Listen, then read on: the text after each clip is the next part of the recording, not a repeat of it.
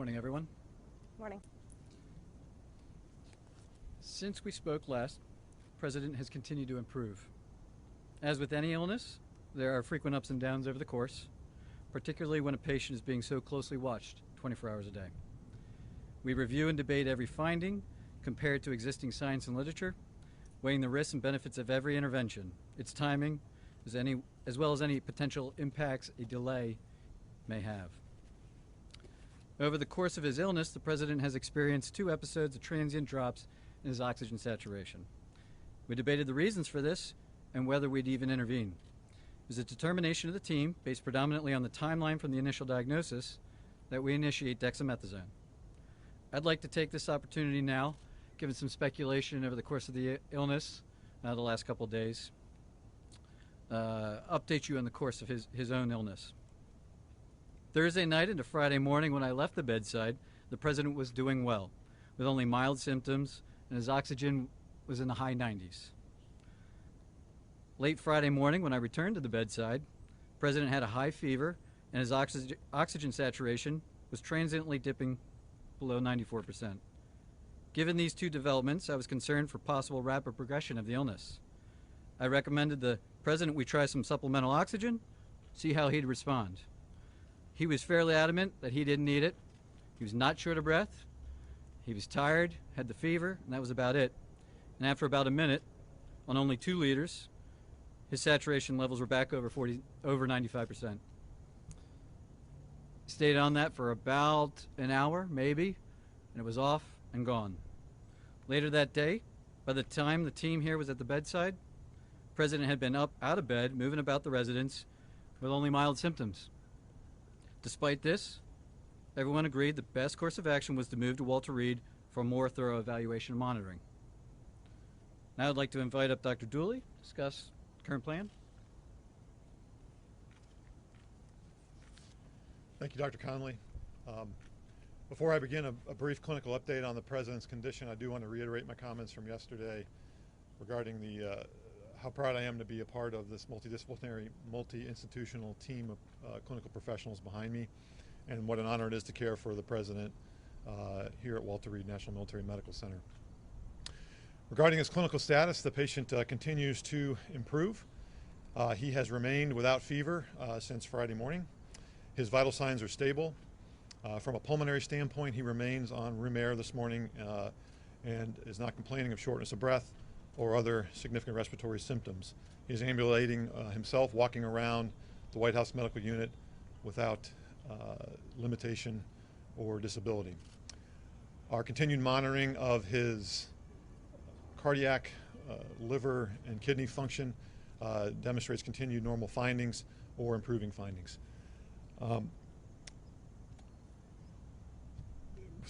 And I'll now turn it over to Dr. Garibaldi from Johns Hopkins to talk about our therapeutics and, again, our plan for the day.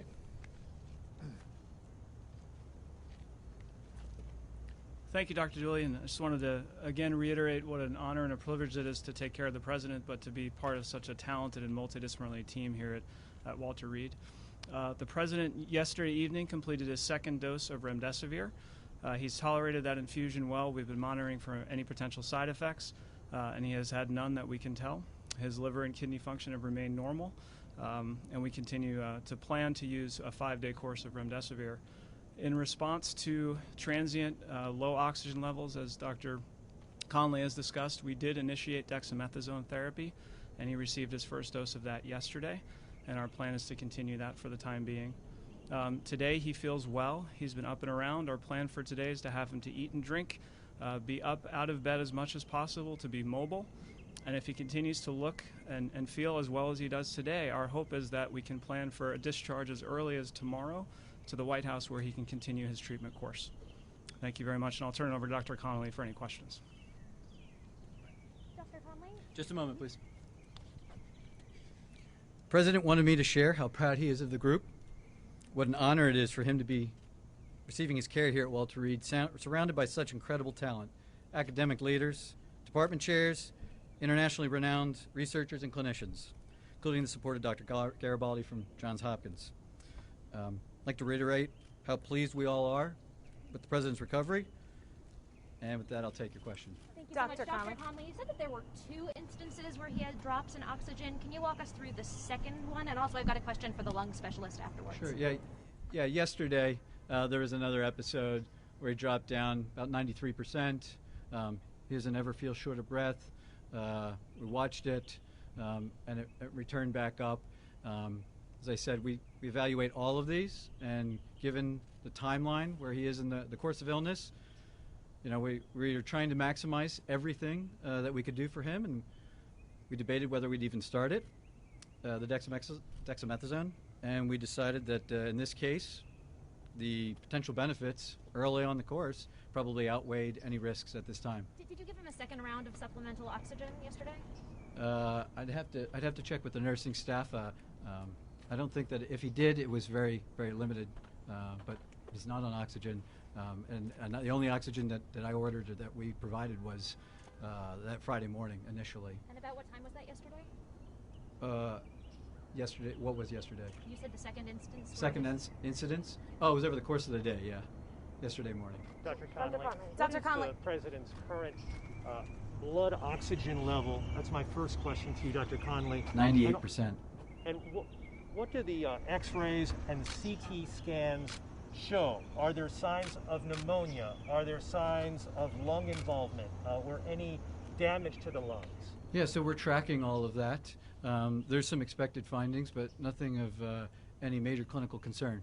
Then why start him, Dr. Conley, on the... Sorry. Dr. Conley, why... To ask if his oxygen level ever dipped below 90?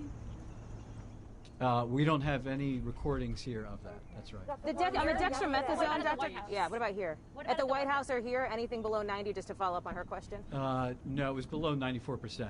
It wasn't down into the low 80s or anything. No. So, okay, so on the dexamethasone, the steroids, sir, on the lung Yesterday, function? you told us that the president was in great shape, had been in good shape and fever-free for the previous 24 hours. Minutes after your press conference, White House Chief of Staff Mark Meadows told reporters that the president's vitals were very concerning over the past 24 hours. Simple question for the American people. Whose statements about the president's health should we believe? So the chief and I work side by side, and I think his statement was misconstrued. What he meant was that 24 hours ago, when he and I were checking on the president, that there was that momentary episode of the high fever and that temporary drop in the saturation, which prompted us to act expediently to move him up here. Fortunately, that was really a very transient, limited episode. A couple hours later, he was back up, mild again. I'm not going to speculate what that limited episode was about so early in the course, but he's doing well. What are the expected findings on his lungs, and why is the president not wearing a mask in the videos and photos that have been released? Well, the president wears a mask anytime he's around us, and we're all wearing our N95s, full PPE. He's the patient, and when we can, when he'll move out into to public, we move him out and around other people that aren't in full PPE. I assure you, he'll as long as he's still under my care, we'll talk about him wearing a mask. And he's in a negative pressure room? And the room is negative pressure? I'm not going to get into the specifics of his care. And can you answer the question, sir, on the lung function? The lung function question, Dr. Conley?